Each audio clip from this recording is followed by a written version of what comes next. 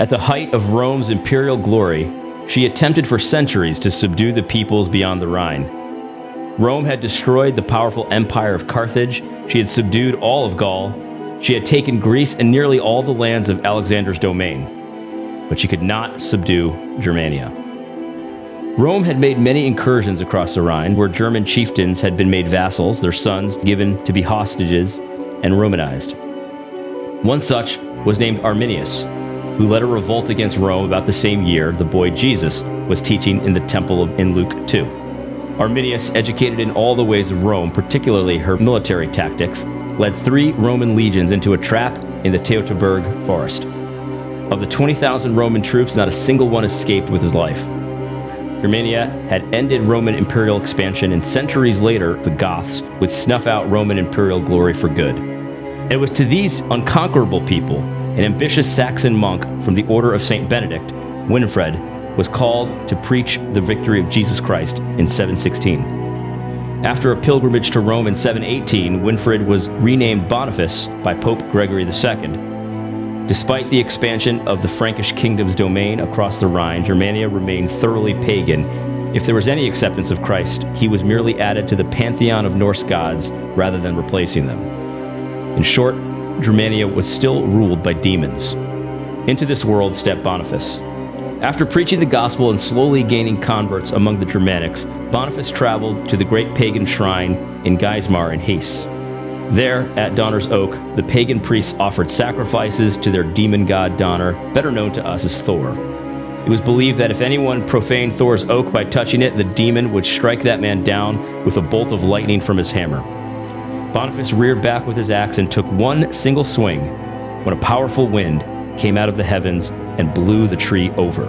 Astonished to see the impotence of their demon god, everyone present forsook their paganism and was baptized into Jesus Christ. One of the things that we got to get into, I feel like right off the bat, is it's not the whole purpose of writing the book, but you are counter-signaling, at least to some extent, the Benedict option. So let's talk about that. The Boniface option, St. Boniface, all 3 of us are on board. We think that's the way to go.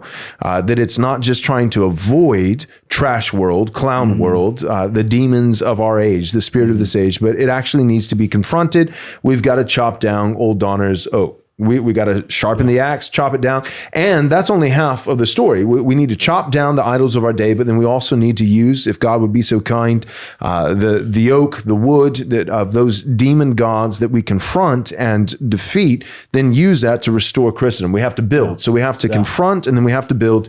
And that's categorically different than just trying to avoid the craziness of our day. But that's the Benedict option in a nutshell. Rod Dreher, he wrote the book, and you address him right out the gate in your book. So let's talk about that. What's the difference, Benedict and Boniface, and why does the Benedict option of avoiding these things, moving to the Shire, the hobbits, and thinking we can avoid Sauron, why does that fail?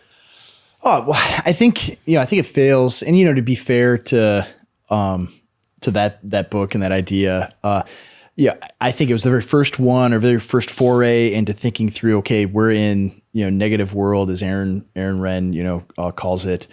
And this world is bad. It's now anti-Christian where it hadn't been before. And so here's the thing we should do. We should have intentional Christian communities and retreat to those communities. And that's a good idea. And to that end, I'm not against it. I think it's good. You should go to places where you can consolidate strength, and there are obvious prudential reasons for doing that. But it can't stop there. I remember reading the book, 6 years ago now, and coming to the end of it and thinking, okay, then what? All right, now we've done this. Now what? Right. Because they're not going to allow you to hole up in your nice, intentional Christian community and leave you alone. That's not possible. The people that rule over us, the people that are driving trash world and have manufactured it and engineered it, they hate the gospel of Jesus Christ, and they hate Christian culture. They hate cultural Christianity, and we think it's good.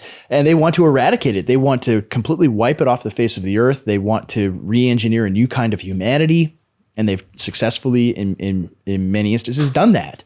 And so if we want to preserve it and recover it, We can't just hole up in these little places and then hope they forget about us. Right. We have to be able to, okay, we've consolidated strength and now we strike out and confront them. Right. And it doesn't, it isn't just in this like military sense, like, yeah, we hole up in the mountains and then we fight back. It's in a culture war sense, in the true sense of the term, not just in discussing abortion and homosexuality and things like that, but in having an actual competing culture that is confrontational to the one that is prevailing. Right. And building that up within ourselves. It's not, it isn't enough to see things are bad and then and want to get away from them when that world still, it pervades everything. It's everywhere. It's on every screen that we have. It's in the air that we breathe and the water that we drink. And so we can't avoid it, even if we do hole up in our little Christian commune or if we move to Hungary. It will chase you down and if it doesn't get you, it'll get your children. And so it has to be fought tooth and nail in every conceivable place that it exists. Right. And so that's more when I discuss, well, what is the Boniface option? It's leaving this commune and fighting back, right? It's leaving the cloister of the monastery and beginning to fight back. And even, analogies can get kind of strained. But I think it's a good one. Like even like the fact that the monasteries even existed, in like Dreer's book, like how was Saint Benedict able to set up this monastery in the first place and have all of these monks there and they're recording and preserving, Western civilization by copying all of these books and leading, and praying and worshiping and so forth. How are they allowed to do this? Well, it's because there were kings that protected them from barbarians that would ransack the place and kill all of them. Right. So the Benedict option, it only even succeeded or appeared to succeed because somebody else was playing the Boniface role. Yeah, that there was Christian power being wielded. Some of it gets into like Christian nationalist kind of discussions. It's that they had Christian princes that were protecting them. Right. That's why it was able to work, and we don't.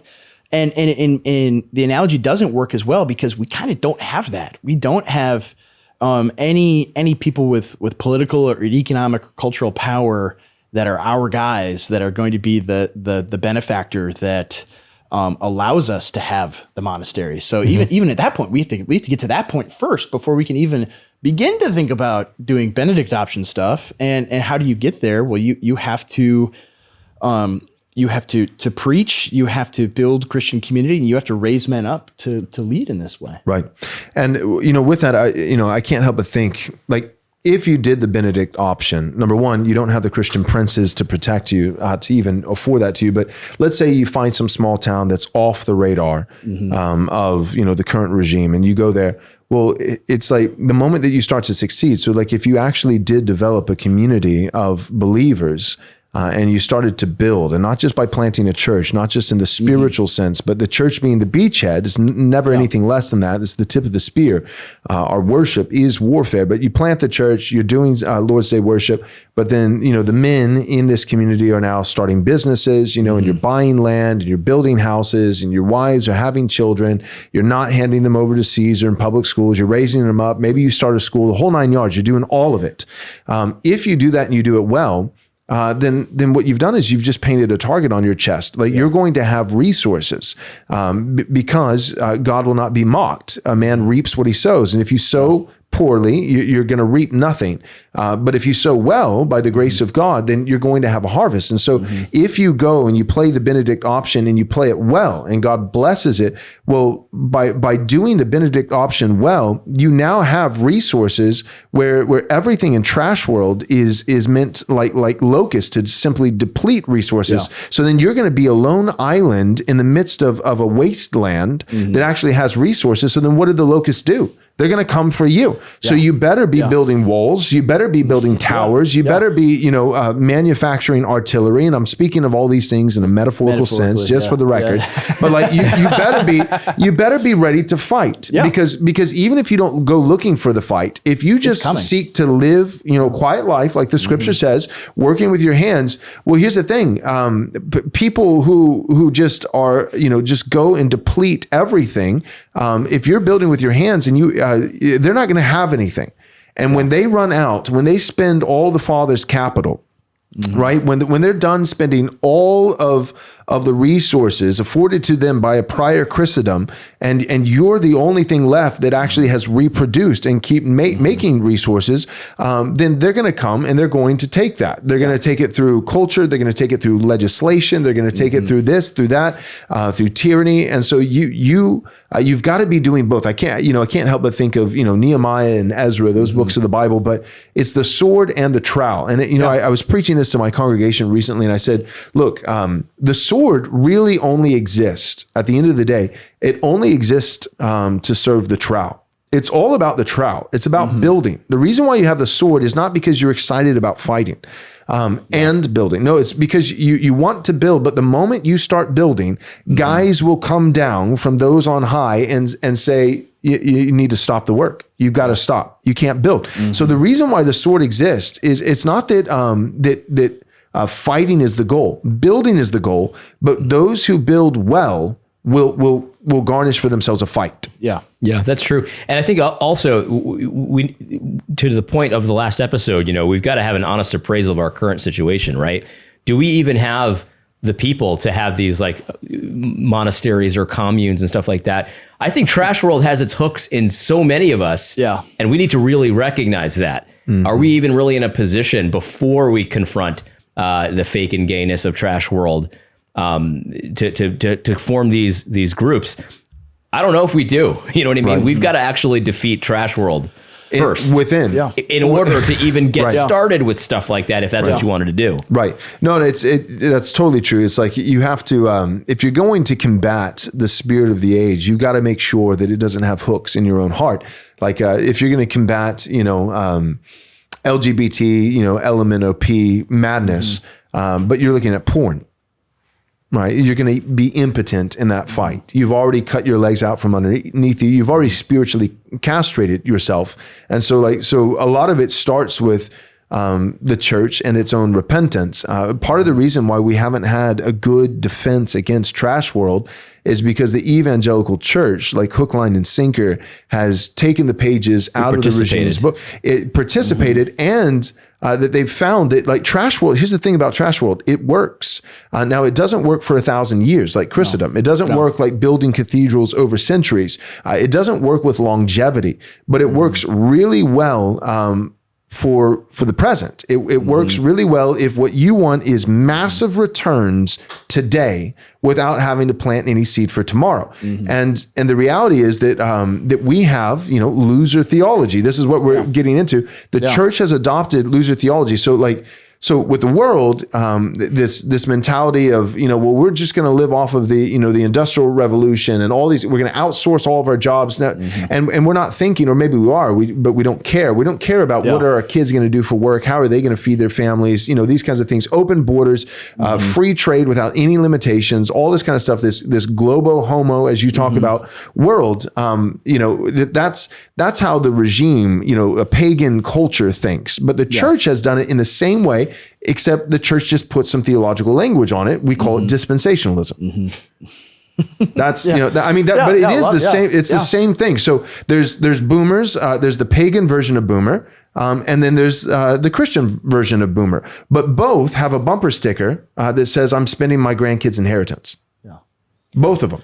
Yeah. And so my point is, like, when we think of taking Trash World out of our own hearts, it's repenting of sin. It's nipping pornography in the bud. It's those kind of things, but it's also getting rid of this live for today 100%. Loser theology mentality that actually thinks in terms of legacy, because Christians don't do that. They don't. Christians have become Gnostic. I would say that dispensationalism might be the undergirding foundation, but that might be the root, but the different fruits that spring from dispensationalism would be, I would say, at least three: Gnosticism, nihilism, and then also, I had one more.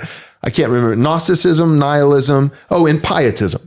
Pietism, all your isms. So Gnosticism, pietism, and nihilism spring from that dispensational root. But when you take the fruit, it has different language, it has, theological underpinnings. But when you just look at the fruit, There's very little difference from somebody who doesn't even profess to follow Christ. All right, I'm just going to say it. This show is fantastic. You know it's fantastic. I know it's fantastic, but I'm willing to admit there is one singular problem: the waiting zone.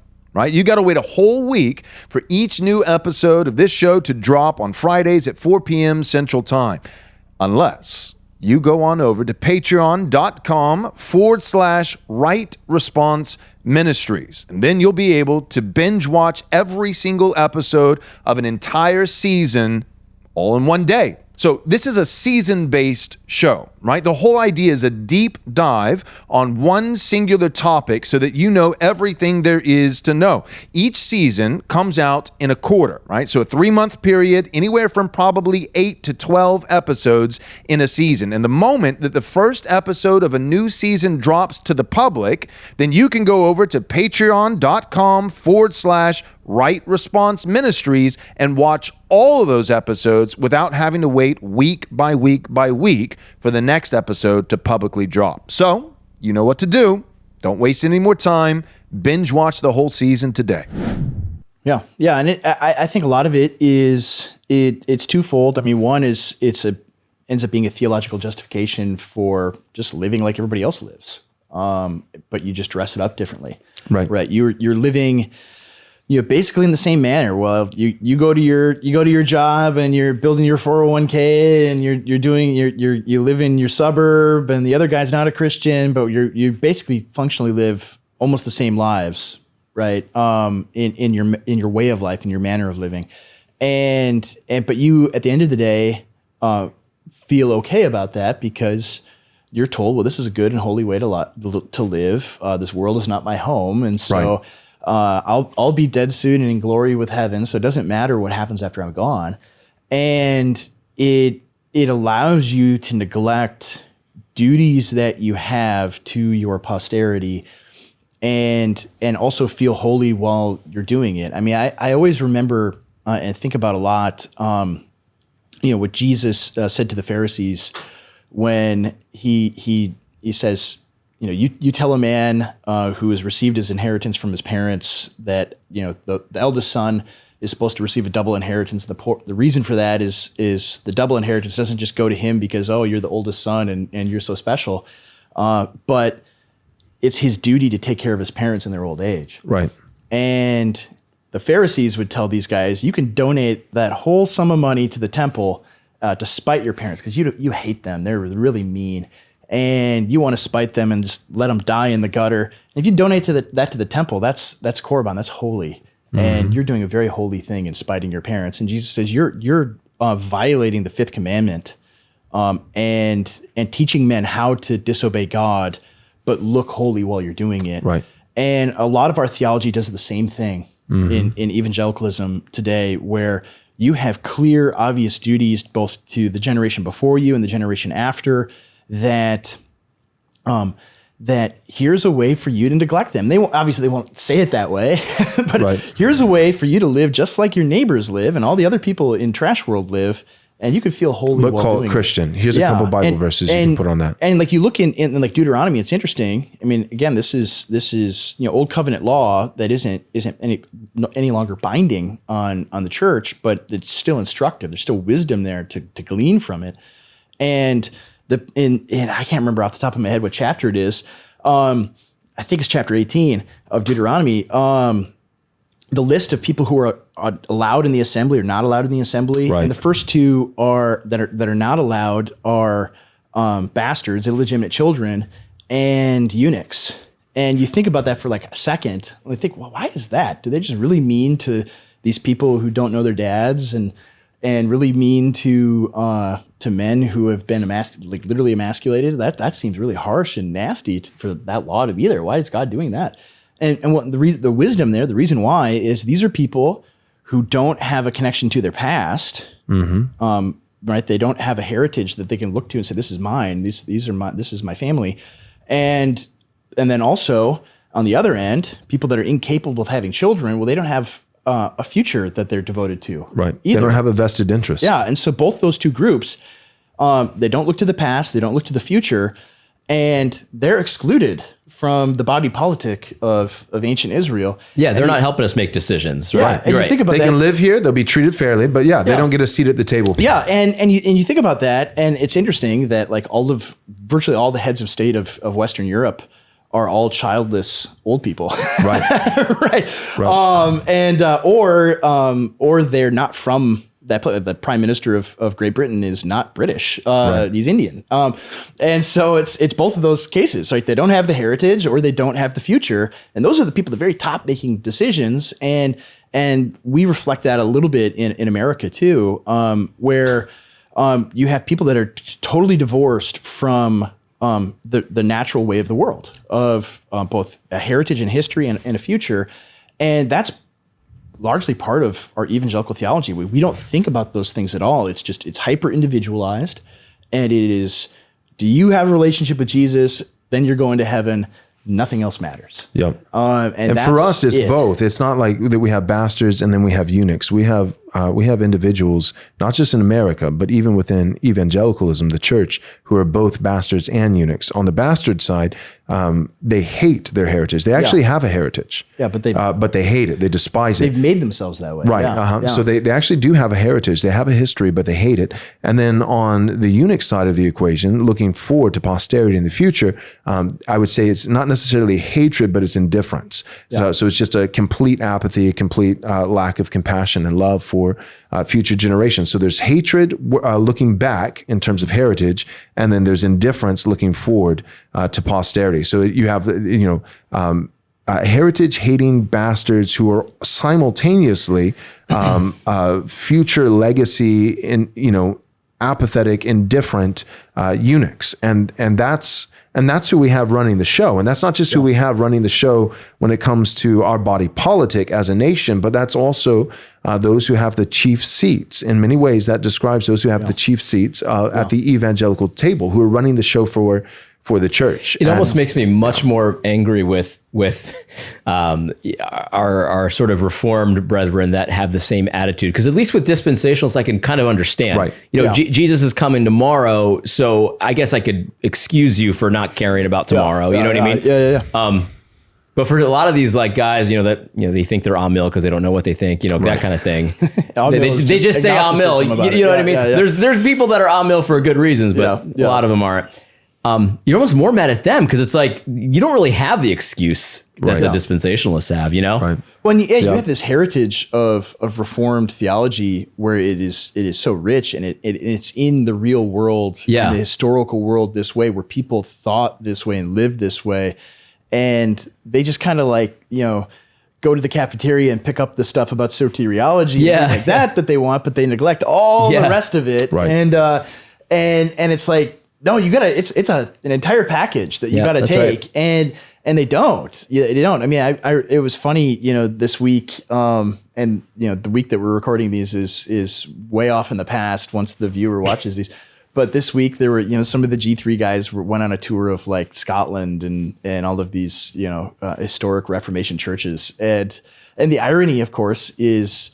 Like you would condemn these guys for building these big, beautiful cathedrals because that's not very holy. That's not you're contributing to cultural Christianity. That is bad, and yet like that's the only reason that we sit here and even have the same or anything closely resembling the same theology as these guys is because they built all this stuff and they carried it forward generation after generation after generation until we got to this place here today. And now we're just like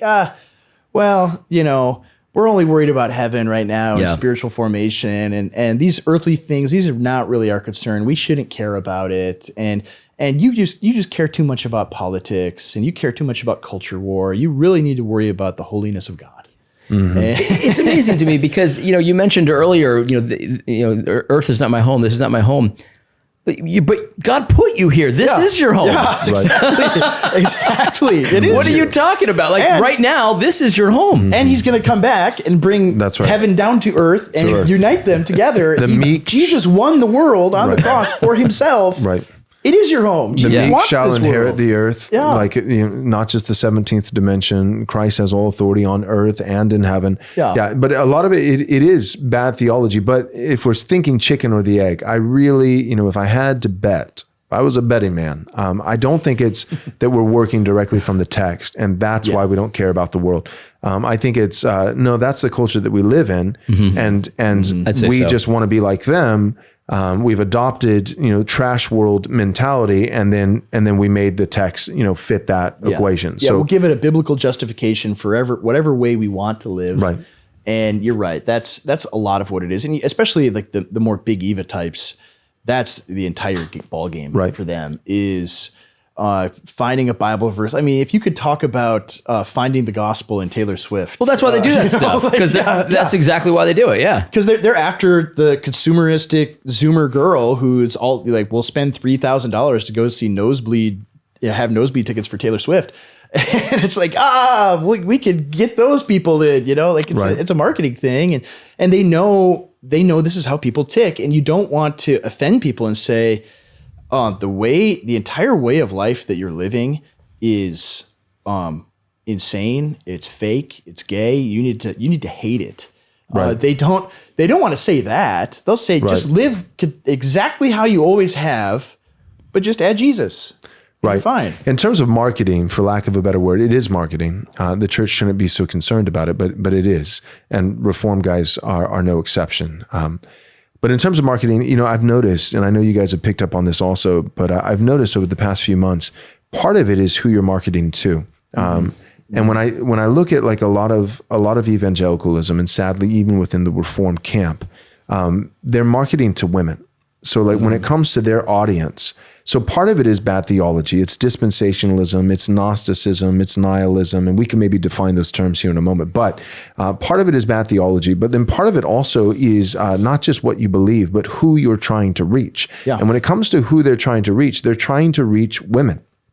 And so when you're trying to reach women, you don't necessarily talk about, swords. You don't necessarily talk about fighting. You don't talk about warfare. You don't talk about hatred.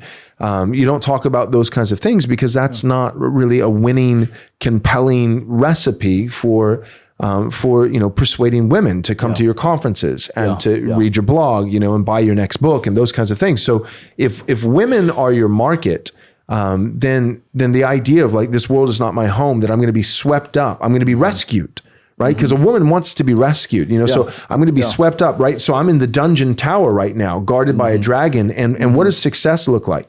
Well, for the damsel in distress, for her success, it looks like being taken out of the dungeon back to this palace in the clouds. So whereas like for a man, what success looks like is kicking down the gates of hell. That's right. And going and killing the dragon. And killing the dragon, exactly, and getting the girl. Yeah. And so I think for the church has been feminized for so long that is a lot of. I mean, that's where your attendance comes from. Like I saw, footage from the Gospel Coalition conference, and it's all women. It's young women, old men. Yeah, it's young women and old men. And I was thinking, if that was my target market, then I would not talk the way that I'm talking. I mean, that would be suicide, But I think that's part of it is there are bad theological underpinnings, but there's also, I think, just a bad market, that we're going for men, not because we like men more than women. We're not gay, but it's we're going for men because that's how you get the women and children. We know that if we can get men. And then the men that we're going for, the men who have already been Christianized in our modern, culture that's off the rails of what Christian actually means. The men who have already been won many of them have been spiritually castrated. Yeah. So a lot of the men that the three of us appeal to in the various things that we do, whether it's writing or podcasting, whatever, a lot of them are non-Christian men. Yep. Like, I don't know about you guys, but like frequently the emails that I get are not from Christian men. They're from non-Christian men who are, their ears are perking up and they're like, wait a second. What? Oh, and they have questions and they want, and so it's funny because that's another thing that Big Eva will boast of is evangelism. But I feel like they do so they're trying to evangelize the female Zoomer with the Taylor Swift article. Yes. But we're trying to evangelize this, 45-year-old man who goes to the gym every single day, who doesn't want to eat the bugs, who shoots guns, and actually has a wife and children who may go to church, but he doesn't go with them because the church isn't for him. And we're saying, no, it is. And I think that's a valuable endeavor. The danger of centralized power is often represented by the word king. As Americans, we hate the word king. Civilian ownership of body armor is about helping people to have increased power to resist tyrants and criminals. And so, Armored Republic is about helping you to preserve your God-given rights to the honor of the Lord Jesus Christ, because he is the King of Kings, and he governs kings and he will judge them. This is Armored Republic, and in a republic, there is no king but Christ. We are free craftsmen, and we are honored to be your armorsmith of choice.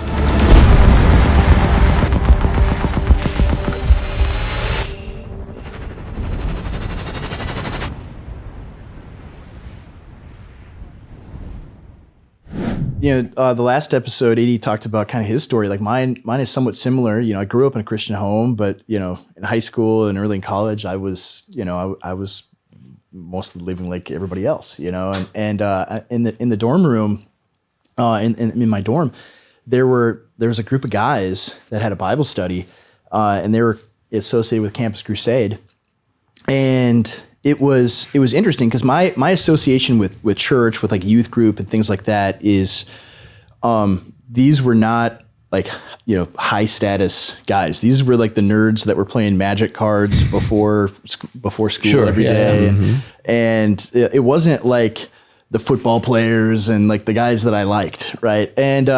And you don't mean magic tricks with playing cards. You mean Magic, the Gathering. I don't know what it was called then. I know what you're talking about. Yeah, just like they were into Dungeons and Dragons, and they were not the cool crowd, right?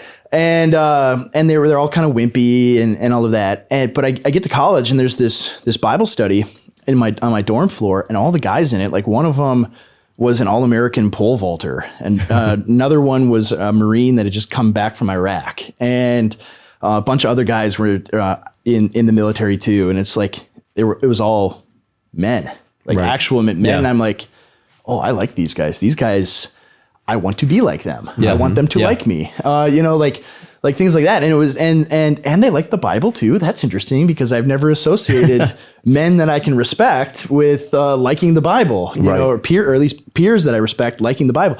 And I was hooked. I'm with these guys, and from then on in college, I spent time with these guys and was part of the ministry and all of that, and kind of the rest is now history. And that's what brought me in, because it was actual men. It was guys that I liked and did man stuff. And so you see that, like, that's what brought me in.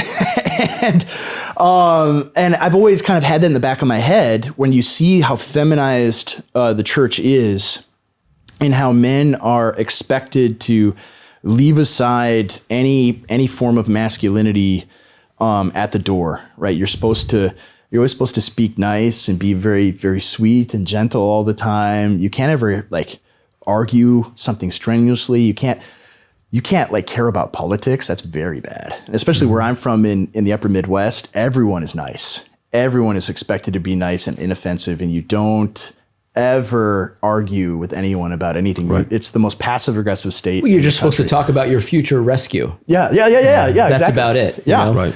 And you and then of course in worship you just sing all of these songs which are songs to boyfriend Jesus, and you really are just gelded right there in the church. And so regular men that I know that don't go to church, they see that, and I tell them, well, you should go to church. And they, in their mind, they associate church with just totally emasculated, wimpy men that they could not respect. Right. And that has to totally change in the way of doing things. And I think it is. I think the things that we're doing, many of the guys that we know, that we go to their conferences, things like that, many of our friends, they're doing that exact same thing. They're appealing to men, and they're not doing it. I mean, they're accused of this, but they're not doing it in this performative way. Like, Right. I'm gonna, be like Stone Cold Steve Austin and smash 2 beer cans on my head, right. and then shoot a bunch of guns, and it's like they think it's like that. Like, Yeah. but the reality is, it's like, no, I just do regular guy stuff. I like the same things other men do, and I can have conversations with regular men, and yeah, you get all sorts of non-Christian guys who are like, whoa, this guy's a normal guy. Right. This is a normal man. He's not what I thought he was. Right. And the men in my church are the same way. They see that it's not just these wimpy, emasculated men that are expected to behave like women once you become a Christian. Right. You can be a virtuous, godly man and still remain a man. Yeah, we're supposed to be converted from sinners to saints, not converted from men to women. Yeah. But that's what it's become. That has to change. And I think, like, you have to recognize as a pastor, when you do preach, you're preaching the words of God. Yeah. And if you're doing it from this sort of like, like that kind of a way, that's not how God is. Yeah. Right. And when you're pastoring his flock, you're working for the Lord.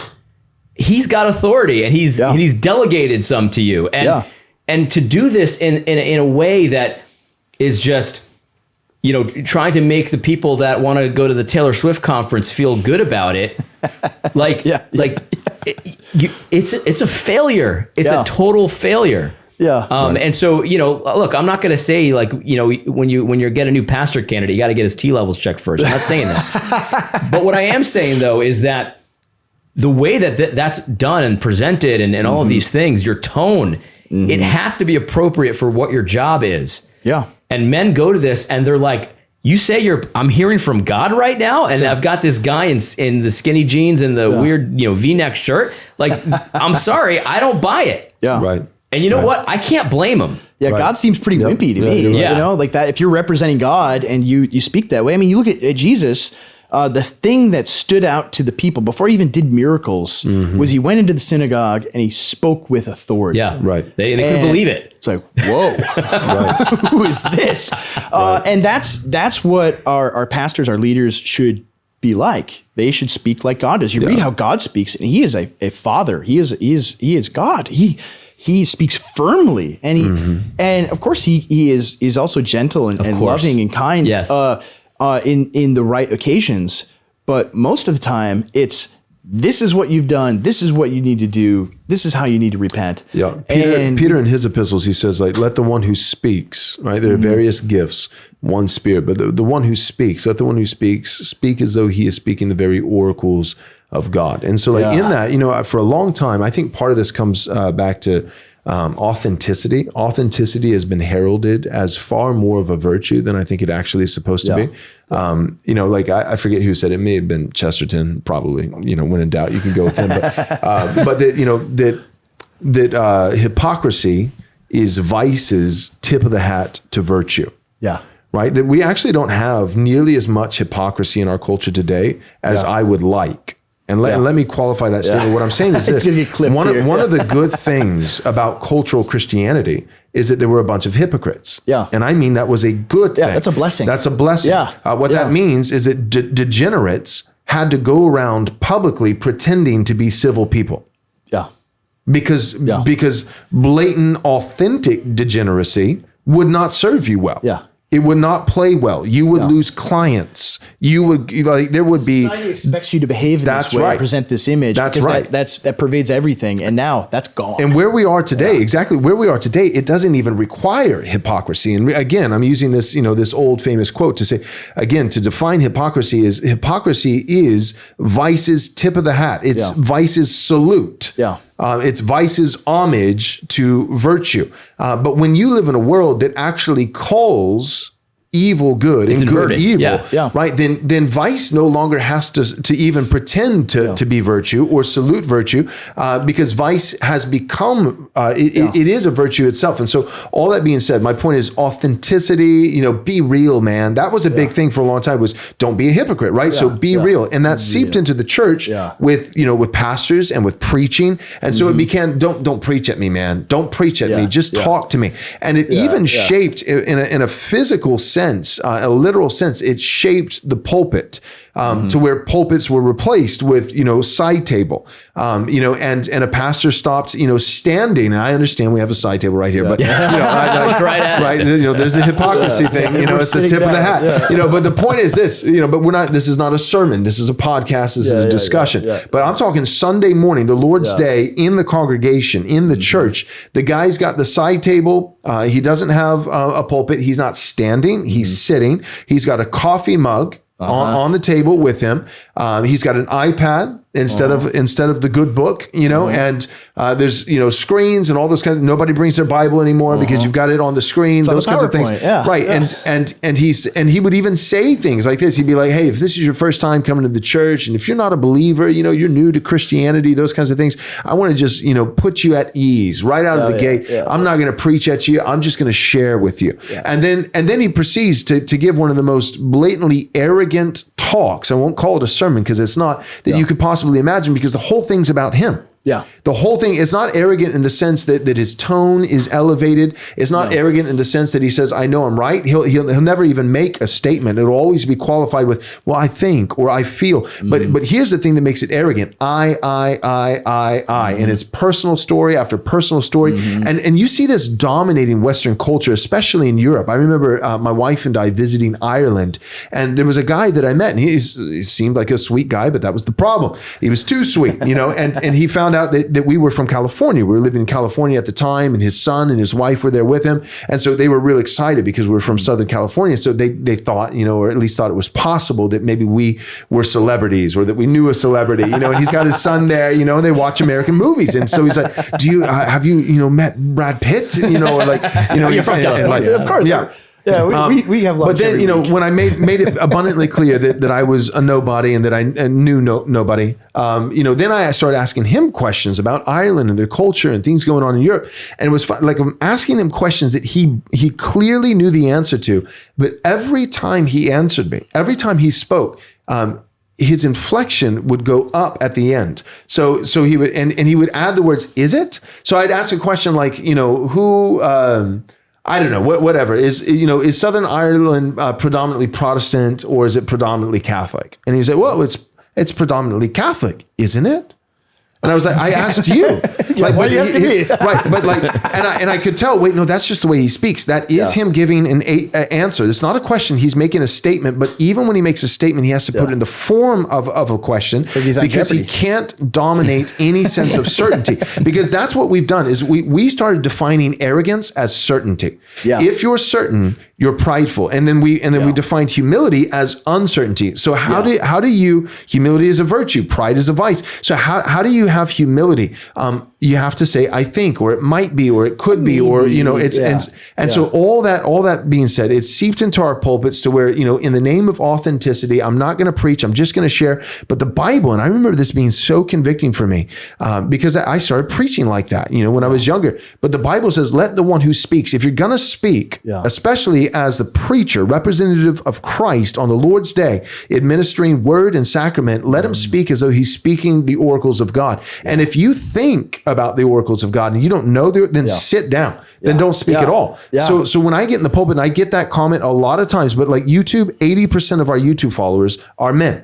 And every now and then in the comments, the 20% of the women who pipe in, they'll say, "Well, you're too forceful, or it's too elevated, or it's too certain, it's too dogmatic." And I'll say, then you just don't understand preaching. Yeah, that's how it's supposed to be. That's right. Yeah. It's masculine, and it's supposed to be, because not just because I'm a man and God made me to be a man, but God has called men to the pulpit, and He's called men to be masculine in the pulpit. And it's not just about masculinity, but it's about heralding the very oracles of God. When the herald goes out in the town speaking for the king, he says, "Hear ye, hear ye." Yeah. The king says, he doesn't say, "Hey guys, so I've been thinking lately."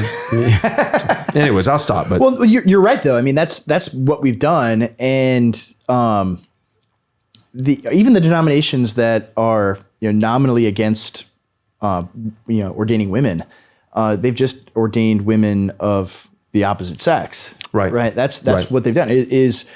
They have these pastors who speak like they're women. There's this uncertainty, and that's heralded as a virtue, and because it doesn't offend anyone. Right. That's the point. You don't want anyone's feathers ruffled ever. You want to feel affirmed. You want to feel good. You don't want anyone challenging you. And as a result, you'll have lots of people in your churches, but they're not being discipled. They're not growing. They're not challenging anything in the world around them. They're just being told you're totally fine because you believe in Jesus. And that's really what matters. And that's the key right there. So you don't even have to be preaching a theology of losing to have a loser kind of theology about you, because if you're preaching, it is not causing the people in your church to go out there and to fell these oaks. Right. Yeah. Then what's the point? What good is it really? So they're safe for eternity, and no one's denying that. Yeah. But what about our home here? What about our duties here? And so even good theology presented as a loser is still a loser theology. You're right. Yeah. And what about the people who 100 years from now are not going to be saved because That's right. you allowed Christian civilization to burn down. That's and right. You thought installing Sodom and Gomorrah was fine because you personally were saved. Yeah, and you're a flock. Yeah. But what about the next one? Yeah. And the next one after that? Yeah. Right, In 100 100%. years, are the people in your church, is your church still going to exist in 100 years after you're dead? And what are they going to be believing? Is your community around you still going to exist? These are not questions that are even pondered because we don't care about this stuff, because that would require us to begin to be much more bold and to speak with authority. I've been preaching through the book of Acts and just the beginning parts of Acts right after the Spirit comes, and the word that is repeated again and again and again and again is boldness. And great boldness came upon them. Boldness. And I think about that, and I think about it in the context of American evangelicalism today. We don't have bold pastors at all. I remember, when I was in Moscow, Doug Wilson would talk about this story about a British bishop, reflecting on the Apostle Paul. I think it's some guy in the 19th century, and he says, wherever the Apostle Paul went, there would either be a revival or a riot. And wherever I go, they serve tea. And it's like that. I mean, so it isn't just like in the last century that this has been the case for a while, that churchmen, pastors, leaders in the church are expected to be inoffensive, expected not to step on anyone's toes, and functionally the opposite of boldness. Right. To not have any boldness at all. Because if you have boldness, you are going to offend people. You're going to make people mad. You're going to upset the ladies. Like the thing you said, like you're going to be told that's too strong. You're too aggressive. That's turning people off. That's Too certain, too dogmatic. Yeah. And it's like, well, what was Peter when Right. he's preaching? Like, what was he? He goes to the Sanhedrin. Right, this Jesus that you crucified. They right to their faces. He's right in front of the Sanhedrin who had just killed Jesus. He says, "You killed him, and Right. we're not going to stop talking about him, and we don't care if you kill us too." Right. Right. Whoa. Can I talk that way? Do we have any men that talk that way at all? No, we don't. We should, and if God is gracious to us, we will one day. But that's the thing that brings in people that don't know the Lord at all. Like we have this kind of managerial Christianity. Yes. Where it's you inherit a church and you just kind of maintain it. You don't want to push anybody out or step on any toes or do anything that upsets the apple cart. But then there are thousands, millions of people who have some sense of God, right? If you ask them, I mean, especially where I am, all the way through the Midwest, it's not very high church attendance, but if you ask people, are you a Christian? Do you believe in Jesus? Are you going to heaven? They'll say, yeah, absolutely I do. I'm like, when's the last time you went to church? Well, if you don't count weddings, maybe 5 or 6 years ago at Easter, like that, they don't go to church at all. And they don't go for the reasons that we're talking about. And you see this, but they care deeply about so many things, especially you see this after, all the political things that have happened in the last, Right. 6-7 years. They care a lot about this stuff, and the church has nothing to say to men like that at all. And They so have something to say. They have disdain for men Yes, like that. they do have something to say. Russel You're right. Moore Yeah. hates those kind of men. you are bad. Yeah. You are bad. And if you want to go to heaven, you need to repent of being that way. You need That's to repent right. of being men that care about your country. Right.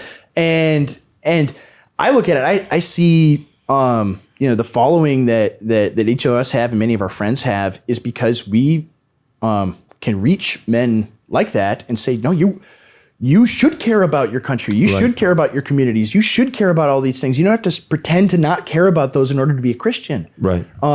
Jesus cares about those things a lot. And so come, Right. so come to church. And Lord willing, there will be many, many, many more churches with that kind of vision that are planted that can reach these people. Because I just see, fields ripe for the harvest. Oh, 100%. And we are not doing it. And it breaks my heart because these are men that desperately need the church and desperately need They can be Jesus. one too. And what they see is guys like Tim Keller and Russell Moore hating on them. That's what they see. Yeah, and they're acolytes in the local level. That's right. And then if by some miracle their kids go to VBS one day and they're convinced to come to a Sunday a service, what they see is the same exact thing from their acolytes. Yeah, yeah, 100%. yeah. Yeah, part of the problem why we're not winning them is because we have the wrong message. We don't have courage.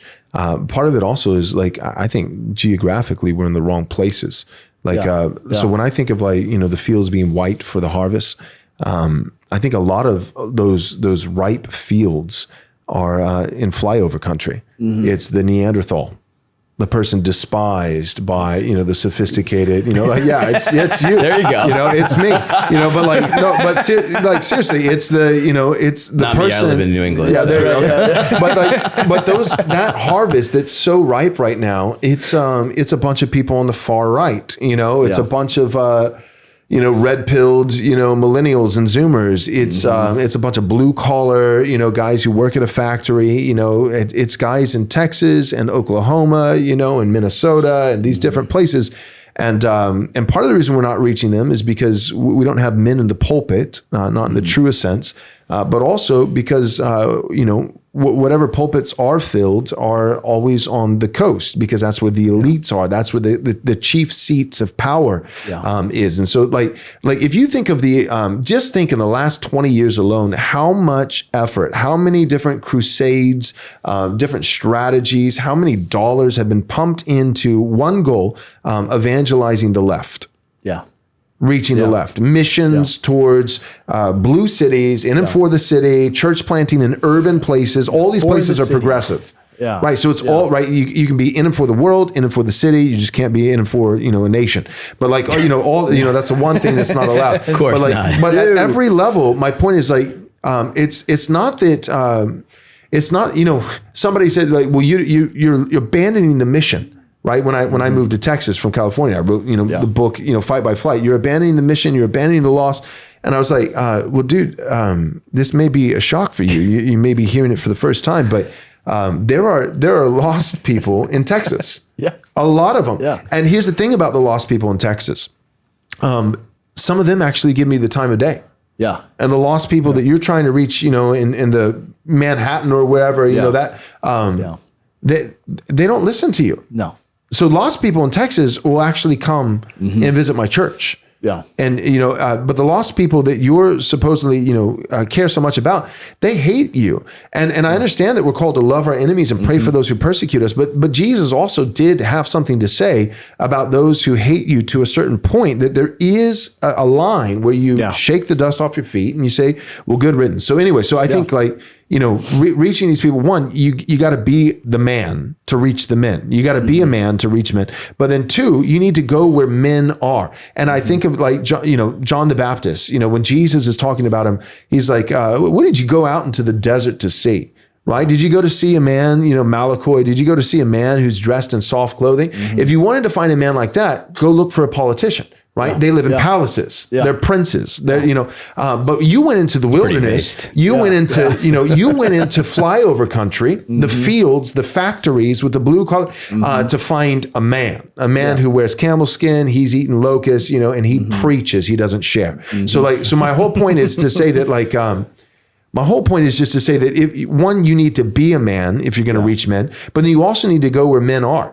Men are not, and I mean geographically, for the most part, obviously there are exceptions, but in general, masculine men with high T levels do not live on the coast in our current culture. Yeah. That's not what attracts them there. Yeah, certainly. Well, they would be disdained there. Yeah, exactly. There's not opportunity for them there.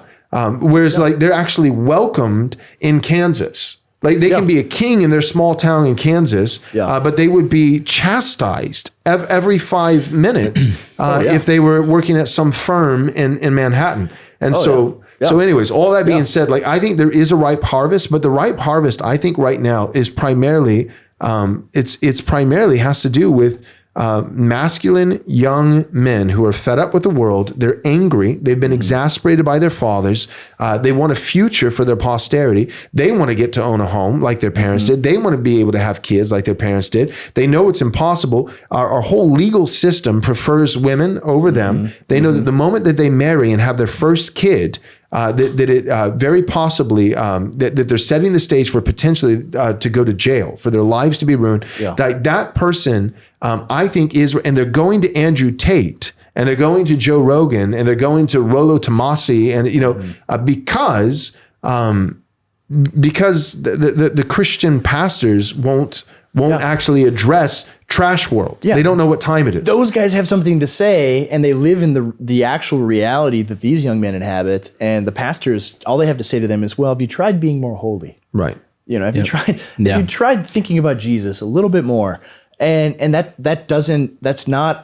It's certainly a practical solution to their final destination in heaven, but it's not a practical solution to their actual life as they live it now. And men don't want to listen to that. That's why they'll go to these pagan men. And that's the pietism. The pietism. But it's not, just real quick, it's not, have you thought about being holy? Because I don't want to pit holiness against, because the reality is, like, have you thought about Jesus a little bit more? Because what I would actually say, you mentioned that, what I would say to some of these pastors, I say, you need to think about Jesus a little bit more. Yes. You're not thinking about Jesus, not the whole Jesus, not Jesus Christ, the God man, Jesus. And so all that being said, there's the disconnect, because we're not saying there's holiness or what we're offering over here, and we think this trumps holiness, you should choose this instead of. No, we're saying that a full orbed holiness comes out of, like Doug would say, comes out of your fingertips. A full orbed holiness is not Gnostic. It's not just spiritual with no physical implications.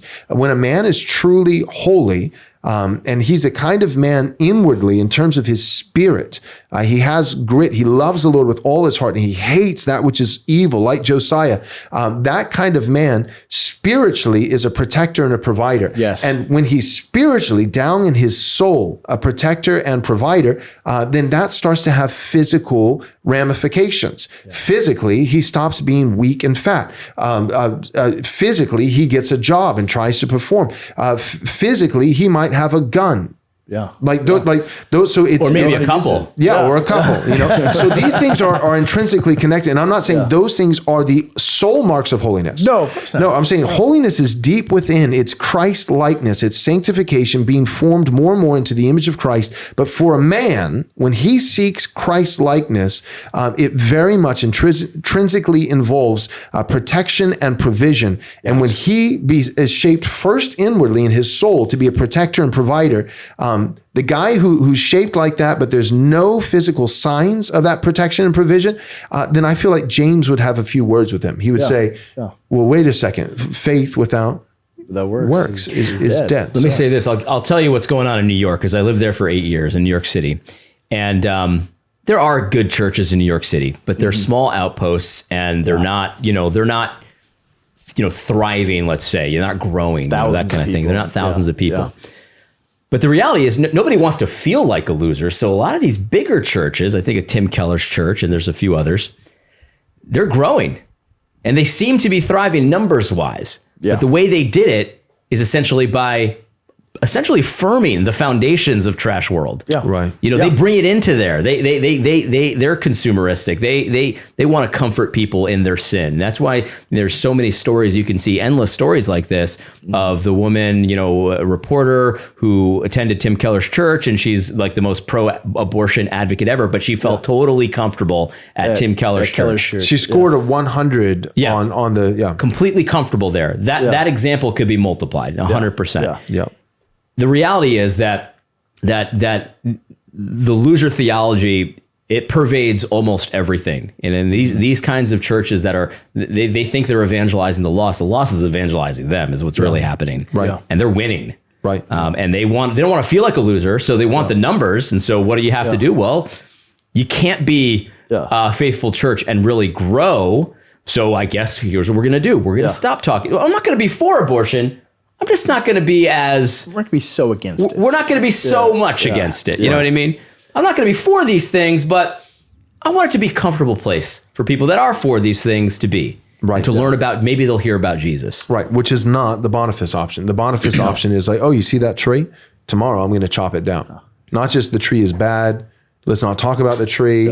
Let's maybe move the town away from the tree. Like, let's just go ahead and chop it down. So with you 100%. And that's the thing is like, how does this work out? It's that over time, you begin to reshape, American Christianity from the ground up. And you begin to build churches and build, entire, denominations and an entire movement of churches that believe the same things that Christians believed 500 years ago in the same way and live the same way. And then you can go and confront a place like New York City or the big metropolitan areas and begin to invade. You consolidate and then you advance. I mean, that's what you do. I mean, I think the way to look at it is, for example, the Reconquista in Spain, right? Spain is completely conquered by Muslims except for this little section in the northwest. And from there, over 400 years, they slowly won back all of their kingdoms from the Muslims. And that's kind of the position that we're in today is we're holed up in here, and the Benedict option kind of is, all right, we're safe and comfortable in the Asturias Mountains, and we'll just live here indefinitely while the Muslims rule the rest of Spain and call it good. Yeah. And the Boniface option is, all right, we're here now. Where do we attack next? Right? What's the plan? We're going to take it back one day, and where do we focus on right now with the resources we have at hand? How can we prepare for tomorrow's battle? What can we be building? Yeah. But it allows, like, for the record, the Boniface option allows for, because you kind of started with step 2, but step 1 might be first fall back. Yeah. But it's not fall back to survive. Yeah. It's fall back to survive to then fight another day. And so I think that sadly we've let things get so bad. We're at, stage 4 cancer at this point. Not saying that things can't be worse. Tragically, I think they can be worse. But things are so bad at this point where I really think that, right now the immediate strategy, if we're thinking step 1, for a lot of guys, it's fall back. For a lot of guys, it's all right. Like, we lost the outer wall. Go back to the, they've breached the outer wall, maybe even breached the second wall. Like, let's go back to the inner sanctum and lock it down, build. And then let's go out and try to take up to the second wall. Yeah. Okay. And now then ride out to meet them. Right. Then ride out to meet them. That's right. It. Yeah. That's it. That's right. So you fall, but the point is, it's not just, the Boniface option is not the suicidal kamikaze option. Yeah. It's we want to win. We don't just want to fight. We want to fight in such a way that we actually win. And fighting to win, winning strategies do include, there's more to it than this, but they include temporary tactical retreats. Yeah. And so right now I think we need to realize, so Tim Keller, the sad reality is, I believe he's with the Lord. I'm not saying he's unregenerate, but the sad reality is that that guy, his public teaching got worse and worse throughout his life. His earlier stuff, he was thoroughly evangelized by New York. Exactly. Yeah. That's what I was going to say. The sad thing is, he went out to win New York, and New York won him. Yeah. He was discipled more by New York than New York was discipled by him. So it's like the tweet, it's not what the city we bring to the city, but what the city brings to us. And he got what the city brought. Exactly. Yep. So right now, I think we need to recognize that and say okay, we part of it was Tim Keller. It was the urban church planting. It was the in and for the city. It was all these things, but it was also, I think, just in church planting, one of the things was we spread ourselves too thin. I think of NAM. I think of Acts 29. I think of multiple different organizations. Everything was about church planting. And part of it was, a good instinct that we're going against, the jewel in the Bible Belt, these big mega churches with, 15,000 people, because it's not about numbers. But here's the thing. The irony is it was still about numbers. We just changed which number we're counting. So now instead of how many butts and seats, it's how many, because I remember having to fill out survey. How many churches does your church plan on planting in the next 10 years? And we would boast of a new number. The new number is not how many people are in one church, but how many churches we've planted. But it was still about numbers. But what we did is, so we cared about numbers. We just changed which numbers we were counting. And in part because of the loser kind of thing, I think we realized, the SBC, the numbers have been going down year after year after year. And, so you hate to just keep reporting that to the people in the pews. So this year we lost this many more thousand. This year we lost 100 something thousand. This year we've had this many less baptisms and this many less this and this many. So then you what do you do instead? Well, really, isn't it all about planting new churches and reaching the lost? And so, this year, so then you stop emphasizing we lost this many people across the board. We lost, we went from 15 million to 13.5 million across the nation. Let's not focus on that. Instead, we planted, 8,500 new churches. And that's the number that we're going to boost. But in doing that, what happened is we spread everybody so thin. Church planting became a suicide mission. And the bar got lowered to where a guy who would barely qualify as a deacon in my church was a church planter with funding and with, it was like NASCAR, right? Like everybody wants to bet on a certain horse. So that windshield is filled up. It's got a NAM sticker. It's got an 829 sticker. It's got a Gospel Coalition sticker. It's got you can barely see through the windshield. Everybody wants to, claim like we've got this, we're planting a church. And even the numbers, each of these organizations would say, we're planting 10 churches, and it'd be 10 different organizations saying, we're planting 10 churches. There'd only be 10 church planters, who are all claimed by all each 10 different organizations. And so anyways, all that being said, my point is we changed the numbers, we spread far too thin. And we sent a lot of young men, and I was one of them. I know this firsthand because I was one of them. I was not qualified to plant a church, and I was given a thumbs up that I should not have received. But we sent a lot of guys to die.